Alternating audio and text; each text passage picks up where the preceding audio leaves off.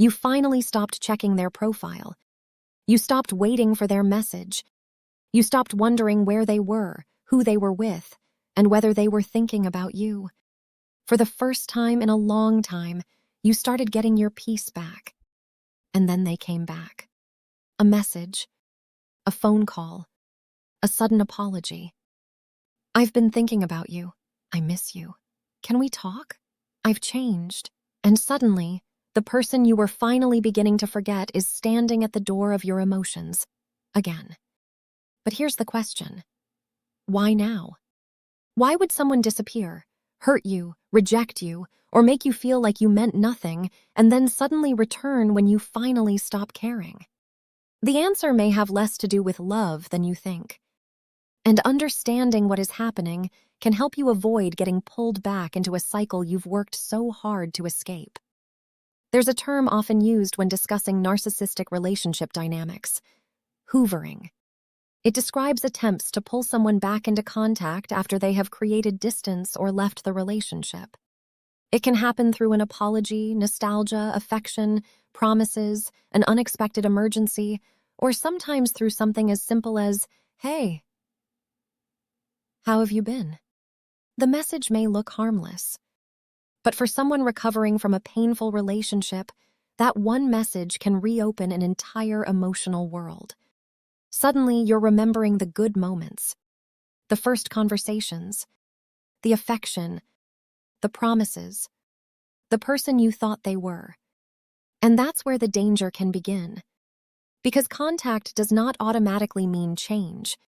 An apology does not automatically mean accountability. And missing someone does not automatically mean the relationship has become healthy.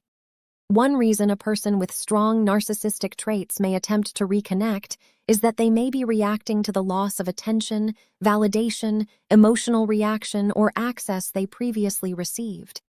This is sometimes described as a loss of narcissistic supply. When you were constantly available, they knew where they stood. They knew you cared. They knew they could reach you. They knew they could get a reaction. But then something changed. You stopped responding. You stopped explaining yourself. You stopped chasing. You stopped trying to prove your worth. And suddenly they no longer know whether they still have access to you. That uncertainty can trigger another attempt at contact. Not necessarily because they have suddenly developed the emotional maturity needed for a healthy relationship, but because the dynamic has changed. Here's something many survivors struggle with. You may have spent months asking yourself, "Why doesn't this person care about losing me?" And then just when you're beginning to heal, they suddenly appear. That's confusing. Because part of you thinks, maybe this proves they really did love me. Maybe they finally understand. Maybe this time will be different. And sometimes people really can change. But genuine change isn't demonstrated by one emotional message. It's demonstrated through consistent behavior over time. If someone says, "I've changed," the important question isn't, do they sound sincere? The important question is, what have they consistently done differently? Have they taken responsibility? Have they stopped blaming everyone else? Have they respected your boundaries? Have they changed the behaviors that caused the relationship to become unhealthy? Have they maintained those changes even when they didn't get what they wanted? That's where the difference between words and genuine change becomes visible. Now let's look at 5 common ways a hoover can appear. First, the sudden, "I miss you." After weeks or months of silence, suddenly you receive a message. "I miss you. I've been thinking about you. I can't stop thinking about us." Those words can be incredibly powerful, especially when you still have feelings. But don't allow the emotion of the message to make the decision for you. Ask yourself, what has actually changed? Second, the nostalgia attack. Suddenly they remember everything good. Your first date, your favorite song, that trip you took together. The jokes only the two of you understood. The memories can feel incredibly real, and they were real to you. But remembering the good moments doesn't erase the painful ones. Don't let a beautiful memory become evidence that an unhealthy relationship has suddenly become healthy. Third, The apology. I know I hurt you. I'm sorry. I didn't appreciate you. Sometimes an apology is genuine, and sometimes it may simply be another attempt to reopen communication. The safest way to judge an apology is not by how emotional it sounds. Look at what comes after it. Because accountability isn't just saying, "Oh, I'm sorry." Accountability sounds more like, "I did this. It hurt you. I understand why it was wrong. And here is what I have consistently done to make sure I don't repeat it." Fourth, the emergency. Suddenly they need you. Maybe they're going through something. Maybe they say you're the only person who understands them. Maybe they have a crisis. Your empathy becomes the doorway back into the relationship. And if you're naturally caring, this can be extremely difficult. You may think, I can't abandon someone who needs help, but helping someone does not mean surrendering your boundaries. You can care about someone's situation without returning to an unhealthy relationship. Fifth, the let's just be friends. This one can sound harmless. We don't have to get back together. Let's just be friends. There's no pressure, but if you are still emotionally attached, friendship may not actually feel like friendship. It may simply keep the emotional door open, and every message can keep the attachment alive. Sometimes healing requires accepting that access to you is no longer available. When you were constantly reacting, they knew they could still affect you. Your anger showed that you were emotionally invested.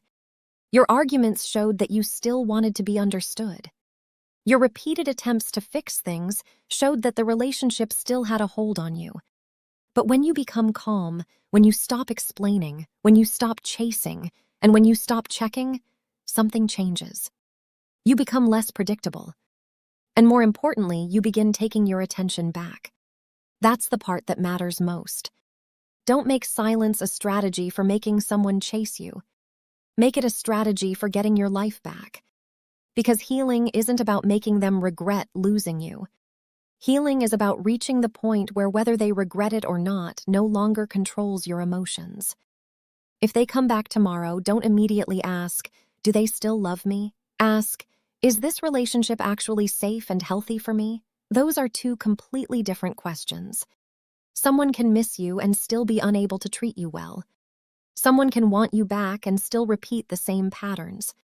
Someone can be afraid of losing you and still not be capable of giving you the relationship you deserve. So don't judge the return. Judge the pattern. If you're trying to recover from an abusive or highly manipulative relationship, you don't have to respond immediately. Give yourself time. Don't make an emotional decision because a familiar name suddenly appears on your phone. Look at the history. Look at the pattern. Look at what actually changed. And if contact consistently harms your well-being, creating distance or no contact may be appropriate when it is safe and practical.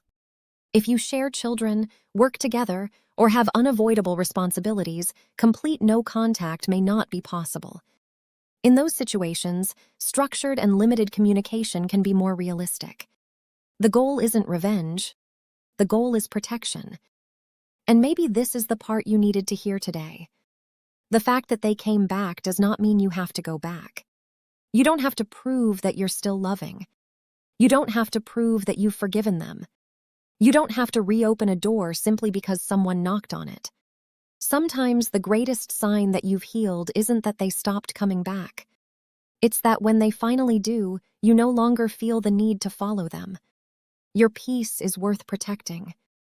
Your healing is worth protecting. And your future doesn't have to repeat your past. If this video helped you understand what you've been experiencing, subscribe to the channel.